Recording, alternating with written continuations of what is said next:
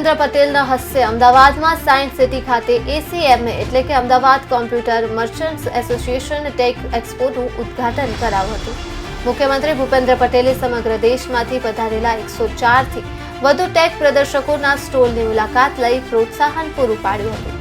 અત્રે ઉલ્લેખનીય છે કે ACMA ટેક એક્સપો 2 થી 4 જાન્યુઆરી 2025 દરમિયાન અમદાવાદ સાયન્સ સિટીમાં વિજ્ઞાન ભવન ખાતે યોજાશે.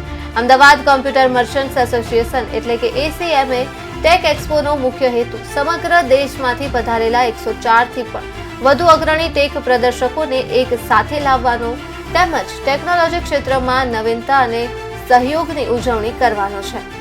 આ એક્સપોમાં પ્રદર્શન અને વેપાર મેળો, ACMA next generation technology summit, business to business ક્રિયા પ્રતિક્રિયાઓ માટે speed vending sessions, ACMA startup summit, CIO conclave, cyber gaming championship, cyber crime સહિતની વિવિધ ઇવેન્ટ્સ અને પ્રવૃત્તિઓ દર્શાવવામાં આવશે.